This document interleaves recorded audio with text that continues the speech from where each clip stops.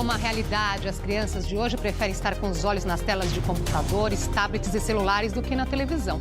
O campeão de acessos é o YouTube e lá tem de tudo. Canais de educação, ciências, quadrinhos. Tem aqueles que deixam os pais tranquilos e outros que tiram o sono. Como controlar o que os filhos assistem na internet? Quem tem filho pequeno como a Cíntia sabe que controlar o conteúdo do que eles acessam na internet é tarefa quase impossível. Quando ela fica muito, eu desligo o Wi-Fi, tiro o celular e não deixo. A filha de 7 anos, como a maioria das crianças, é fã de vídeos na internet, mas a mãe não gosta do que ela vê. Cada canal é tudo as mesmas coisas e eu não vejo nada de bom. No Brasil, os conteúdos exibidos na televisão, cinema e videogames recebem uma classificação etária. Já os vídeos e sites na internet não têm qualquer tipo de indicação. É o Ministério da Justiça que estabelece os critérios de recomendação de faixa etária e horários para exibição. Os símbolos aplicados na tela indicam a idade para qual programa é indicado. As normas são estabelecidas com base no Estatuto da Criança e do Adolescente. O YouTube, que faz parte do Google, diz que todo o conteúdo divulgado na internet é de responsabilidade de quem produz. Ainda assim, a empresa fiscaliza e tira do ar todos os dias milhares de vídeos que considera impróprios. Para falar sobre o conteúdo que as crianças acessam na internet, recebemos Kelly Angelini, gerente da assessoria jurídica do MIC BR, e Luciana Corrêa, coordenadora do SPM Media Lab. E você também pode participar dessa conversa com as suas perguntas e comentários pelo Facebook e também pelo Twitter com a hashtag Panorama TV Cultura. Obrigada pela presença aqui com a gente. Obrigada. Começar conversando essa questão da regulamentação. É o caso de colocar ali a indicação de idade como existe na TV? Então, na internet, o tempo, a celeridade é outro, né? Muito diferente de filmes ou novelas na televisão, né? Na internet eu acabo de filmar, um adolescente acaba de filmar, de produzir um vídeo, ele já quer que aquilo esteja inserido. Então, a gente tem que focar mais no aspecto de que cabe a instrução desses adolescentes, dessas crianças e adolescentes, né? Para saberem que tem coisas que são apropriadas para a idade, tem coisas que não são apropriadas para a idade, e aí vale muito a mediação dos pais e a própria instrução dos filhos. Eu acho que esses dois caminhos são essenciais. Os pais mediarem, mas os pais não estão o tempo todo junto com os filhos, então vale a pena eles instruírem os filhos de que tem coisas que são apropriadas para a idade, tem coisas que não. E o youtuber, ele tem que saber que ele é um influenciador, né? Os influenciadores digitais, ele está ali, o que ele faz, as outras pessoas fazem também, né? Os seus seguidores, o que ele consome, as outras pessoas consomem, o que ele deixa de fazer, outras pessoas deixam de fazer. Então tem uma responsabilidade social aí nos influenciadores digitais, sejam eles crianças, adolescentes ou próprios adultos, né? Luciana. Bom, primeiramente, obrigada pelo convite. Eu acredito que quando o YouTube foi criado, essas plataformas foram criadas, não só o YouTube, como outras de vídeo ou outras redes sociais, elas não foram criadas pensando nas crianças, né? Elas foram criadas pensando principalmente nos adultos e de como a gente pode disseminar o conteúdo na internet. E as plataformas digitais e a própria internet deram visibilidade à criança e trouxeram a criança como parte da sociedade, né? Como parte de consumidora e produtora de mídia. Quando a gente fala de classificação indicativa para TV, é claro que a gente sempre foi um aprendizado aí ao longo dos anos para a gente regulamentar esses espaços e criar um processo, né, de uma curadoria específica para a TV, que hoje já não vale mais para as redes sociais. E principalmente o que a gente trata, o que a gente estuda na SPM, são as questões dos usos e apropriações que o país, culturalmente, com toda a sua bagagem, faz dessa plataforma. E quando a gente fala de youtubers e quando a gente fala de rede social também, essa criança, ela não está simplesmente consumindo um conteúdo que veio da cabeça dela e apareceu e ela resolveu criar e produzir. Ela está copiando e ela está caminhando para uma produção de conteúdo que vem muito dos adultos, né? Então, não vem só da criança. Então, quando uma mãe, quando um pai diz, não gosto do que tem ali, só tem lixo ali, não tem conteúdo de qualidade, essa mãe e esse pai, né, precisa conhecer um pouco mais desse conteúdo. A pesquisa que a gente desenvolve no SPM Media Lab, a gente tem mais de 500 canais mapeados, né? E entre esses canais mapeados existe muito conteúdo de qualidade. Então, eu acho que primeiro a gente tem que separar... É isso que eu ia colocar, olhando ali, colocando na balança, tem mais conteúdo de qualidade, tem muita coisa inapropriada para a criança? Em primeiro lugar, o que é qualidade, né? Porque culturalmente, como eu falei, a gente pensando num Brasil, né, funk representa o Brasil, né, representa o popular do Brasil. Então, o que é qualidade, né? Para mim, para minha filha, o que significa conteúdo de qualidade para ela. Então, isso é muito específico de cada família, de cada cenário cultural que aquela família vive. A questão, nesse primeiro estágio que a gente está, ainda não discute muito essa questão de classificação educativa, é o que nós, pais e mães, podemos fazer com a mediação parental, né? Que é estar próximo, ouvir, acompanhar de perto que os filhos assistem. A gente costuma brincar muito para tirar o fone, aumentar o som, estar próximo. Então, é uma longa discussão sobre o tema. Sem dúvida. Eu chamar as pessoas aqui para participarem também dessa discussão por meio da nossa enquete. Legal. A pergunta é a seguinte: a classificação etária na internet facilitaria o controle do que as crianças acessam nas redes? Sim ou não? Daqui a pouco, então, nós vamos dar uma olhada aí na resposta. E fica isso, né, Kelly? Não é a primeira vez que a gente traz esse assunto aqui. No entanto, que nós percebemos nessa questão de quem é o responsável, o papel do poder público, e parece que pouca coisa mudou nesse sentido, não? Porque os pais continuam preocupados. Então, os pais continuam preocupados e hoje a gente teve uma mudança aqui. Antigamente, as crianças e adolescentes, eles queriam ser jogador de futebol e gostariam de ser modelos ou atrizes para aparecer, para ter essa visibilidade. Hoje, as crianças e adolescentes querem ser youtubers, eles querem ser influenciadores digitais.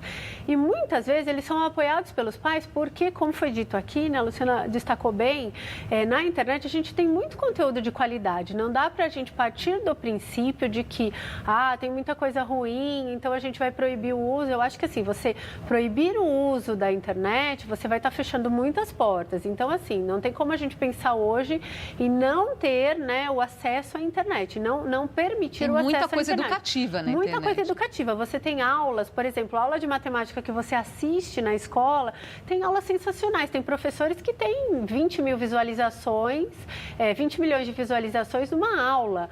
E tem muita coisa, tem educação financeira, tem maquiagem, tem muita coisa assim que realmente é um conteúdo positivo, né? Mas os pais, eles têm que mediar. A gente fala muito assim, olha, evita usar o headset para você estar tendo acesso ao que o seu filho está ouvindo, para você poder instruir. Então, assim, a gente tem que parar um momento e analisar aqui. Os pais não estão a todo momento com os filhos. Então, qual é o mecanismo adequado? O mecanismo adequado é você instruir o filho do que seria adequado ou não seria adequado, você mediar na medida do possível dentro da sua rotina familiar, tá ali, né, instruindo, tá verificando o que o filho acessa, o que não acessa, o que seria adequado, o que não seria adequado.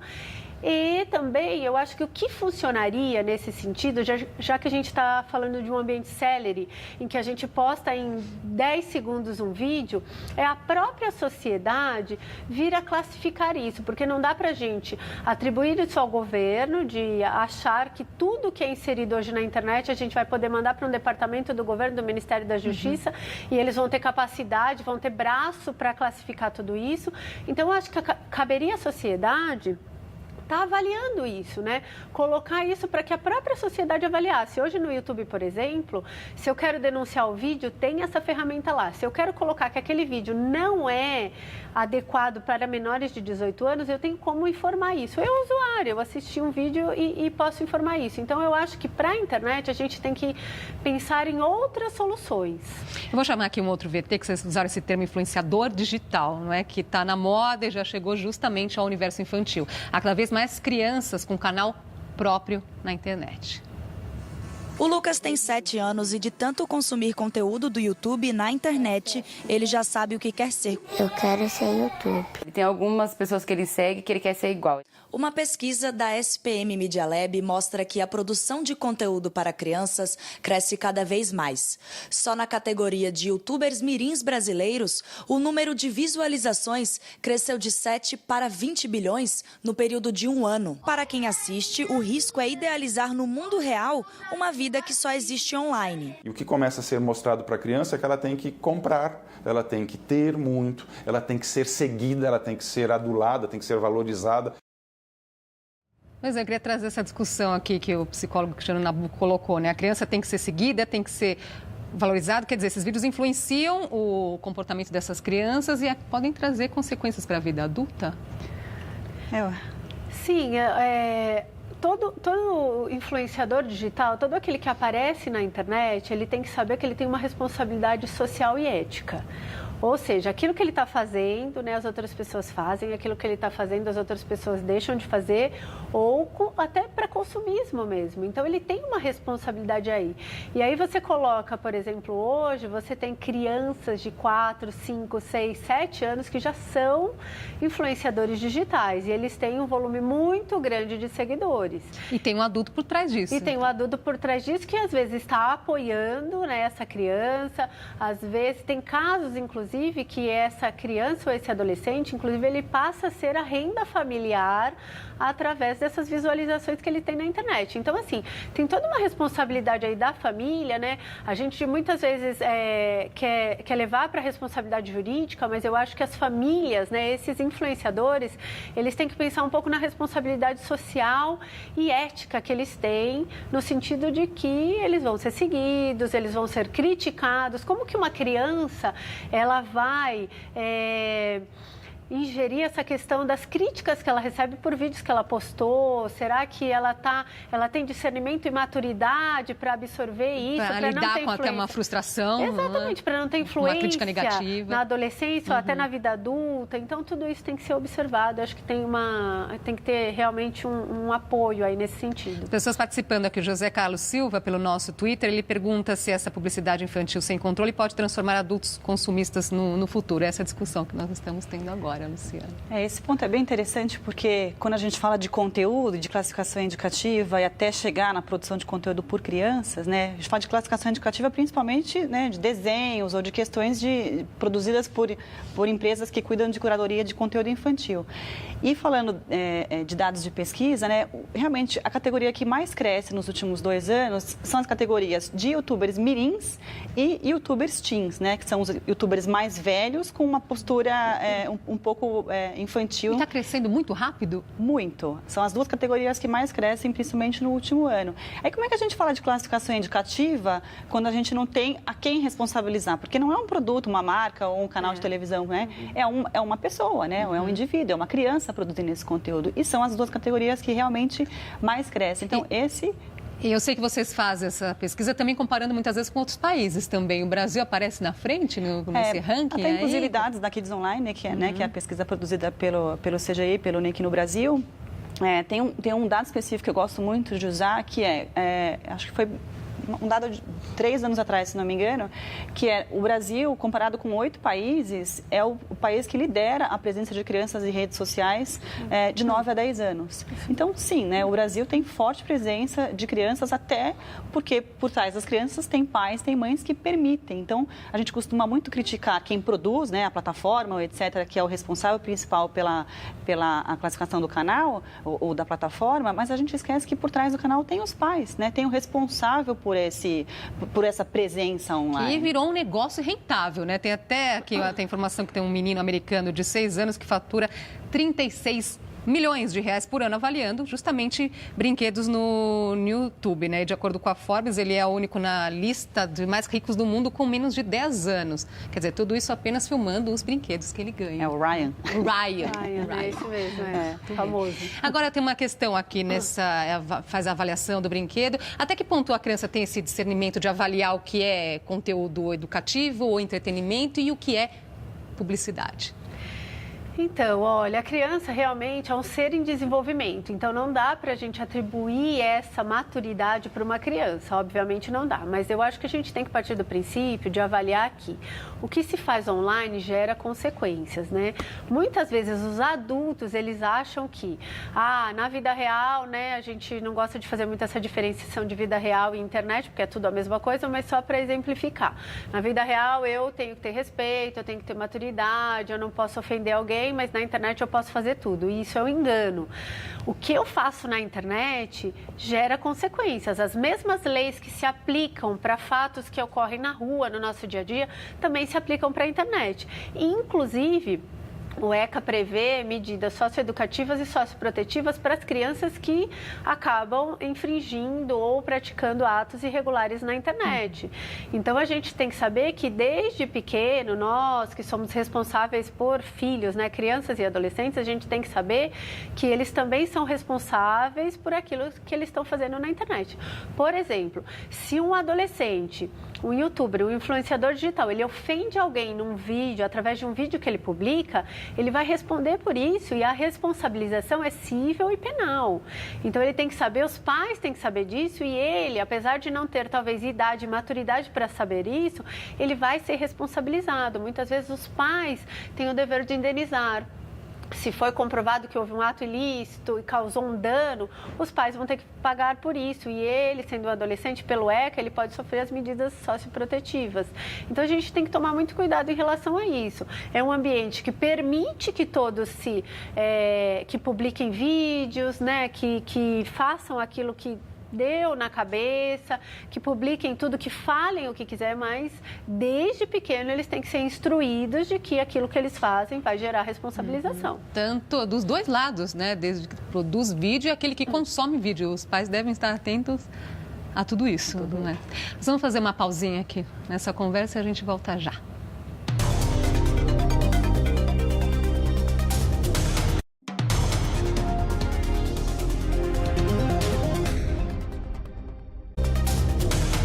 Já estamos de volta com o Panorama. Hoje falamos sobre o conteúdo da internet, as crianças. Conversamos com Kelly Angelini, gerente da assessoria jurídica do NIC-BR, e Luciana Corrêa, coordenadora do SPM Media Lab.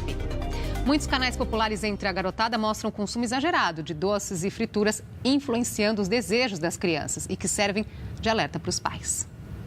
Enzo toma a vitamina de banana em 1 minuto. Ele sempre comeu de tudo, até que viu um youtuber dizer que não gostava de legumes. Um dia eu não quis comer essas coisas, eu queria imitar eles. Esses fenômenos da internet que incentivam o consumo de alimentos nada saudáveis não são chamados de influenciadores digitais à toa.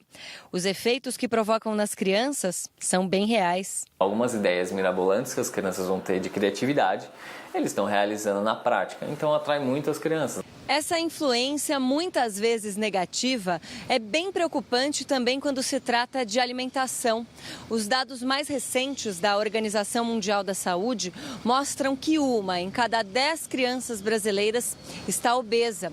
O índice maior entre os meninos cresceu 10 vezes nos últimos 40 anos. Para evitar que vídeos com extravagâncias gastronômicas agravem ainda mais esse problema, que já é tratado como epidemia, é preciso acompanhar e conversar com as crianças. Até porque as visualizações no YouTube do público de até 12 anos chegam a quase 120 bilhões. Enzo já entendeu que não pode acreditar em tudo que vê na internet. Eu sempre explico tudo para ele, ele entende, né? Tanto que ele fala para mim que ele gosta de assistir, ele não leva em consideração mais essa parte da alimentação deles, para a vida dele. Pois é, tá aí, né? O olho da mãe, mas o Enzo colocou ali, porque eu queria imitar eles, como vocês colocaram, as crianças querem imitar. Agora, o que mais fascina as crianças na internet, que elas ficam tão enlouquecidas? Que tipo de conteúdo? Bom, quando a gente fala especificamente dessas categorias, né, de youtuber teen, youtuber mirim, ou até essas práticas do chamado unboxing, né, que são os conteúdos de vídeo de abrir caixas de brinquedo, eu costumo separar isso numa análise muito simples, assim, que existem 2 coisas que criança adora, que é brincar e abrir presente. Isso é muito simples da gente pensar. Por que faz tanto sucesso? Porque ele está vendo na tela um desejo que qualquer criança tem, qualquer criança gosta. A grande questão é em que medida está em excesso, em que medida está bacana para aquela criança se divertir, etc.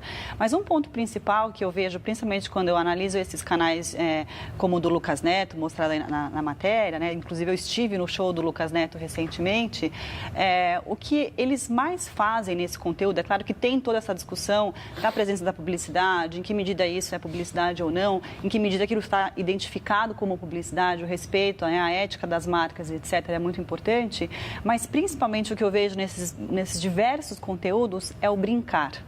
E o brincar hoje, ele tem uma configuração diferente nesse mundo digital. E o que ele aprende ali e visualiza ali, ele quer fazer em casa. Um famoso chamado slime, que eles adoram fazer, que é uma antiga, uma meleca, vamos dizer assim, que eles gostam muito. Então, quando a gente separa esses dados, né, e essa discussão toda sobre produtos e marcas e excesso, tem muito essa questão do brincar. E o brincar é o que eles mais gostam, as brincadeiras. O quanto isso diverte aquela criança. E não tem só essa questão da obesidade infantil, que, claro, é um problema da nossa sociedade, e em que medida também as marcas e os produtos estão presentes nesses espaços. Vocês estão preocupados com isso? As marcas? Com certeza. Com certeza.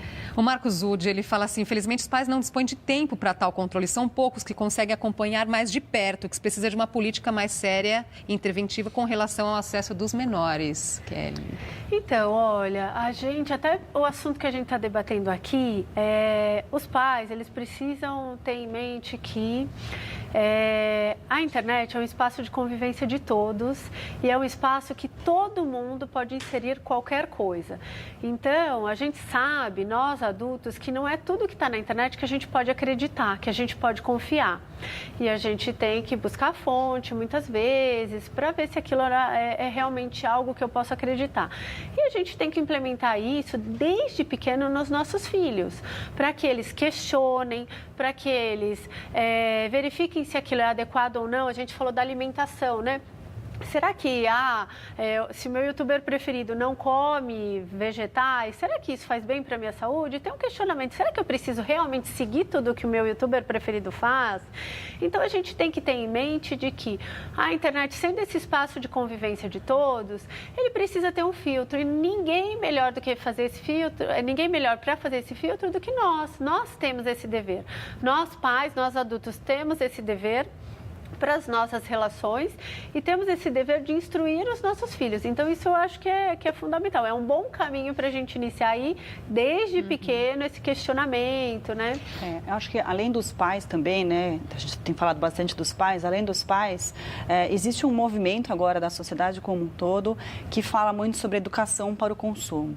E essa educação não deve vir somente dos pais, somente de casa. Ela pode começar em casa, mas que diversos, né, atores da sociedade possam se envolver com essa temática e falar cada vez mais sobre esse assunto. Seja uma educação midiática na escola, seja um projeto de pesquisa, seja uma ação, né, da mídia como um todo. Então, o que mais a gente tem como horizonte, inclusive a gente lançou recentemente na SPM uma cátedra, chamada Cátedra Palavra Aberta, que pensa nessa educação para o consumo para professores. Então, em que medida a gente pode envolver a escola para educar essas crianças cada vez mais ao acesso a esses ambientes digitais, a pensar esses assuntos antes, né, da criança, na medida que essa criança vai crescendo, ela vai tendo aí uma educação que dá menos importância para o ter, né?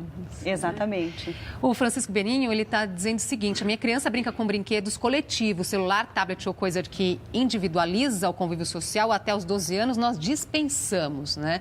Quer dizer, mas existe alguma indicação nesse sentido? Até que idade, então, melhor? Não? Olha, eu parto do seguinte princípio, sou mãe e tenho filhos. Eu acho que ninguém conhece os meus filhos melhor do que eu. Então, assim, para você usar, tem um canal no YouTube, a plataforma diz que tem que ter no mínimo 13 anos. Outras plataformas de rede social impõem idade de 13 anos, outra 16 anos e outra até 18 anos. Mas eu acho que assim, cabe aí os pais fazerem uma avaliação dos filhos e ver, olha, e avaliar. Meu filho tem discernimento e maturidade para ter um celular, para ter acesso à internet, que é um ambiente de convivência de todos. O meu filho, ele tem noções de proteção de autoproteção no dia a dia? Será que realmente, assim, se ele está andando na rua, ele teria noções de saber que ele tem que olhar para os dois lados para atravessar uma rua? Se algum estranho falar com ele, ele tem noções de que ele não deve. Mas será que para exigir isso dos filhos, esse adulto é educado digitalmente para poder, não é? Então, não é educado, né? Nós que nascemos antes do surgimento ou até do momento em que a internet fez parte das nossas vidas, porque em algum momento ela entrou. Sim, e hoje a gente não consegue mais viver sem. Essa é a realidade. Nós não fomos ensinados, mas a gente aprendeu a conviver com ela e muitas vezes a gente pisa na bola, faz coisas que não deveriam.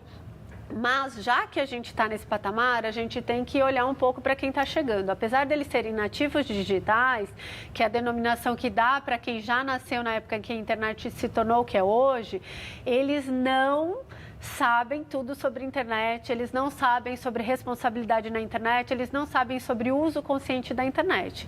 E aí é o papel, como a Luciana bem apontou, é o papel de falarmos que a escola tem a sua responsabilidade de instruir, mas não só a escola, os pais também, dentro de casa, têm uma responsabilidade muito grande. Eu acho que o grande desafio é esse, porque nós estamos nessa geração ainda transição, que tem ainda aqueles que sabemos Sim. o que é antes, quando não existia a internet, e as gerações que já vêm sem saber o que não era esse mundo anterior a ela. Alguns dados de pesquisa mostram que quanto até a Sociedade Brasileira de Pediatria diz a medida 2x2, né? Até os 2 anos não usar e a partir dos 2 anos apenas 2 horas.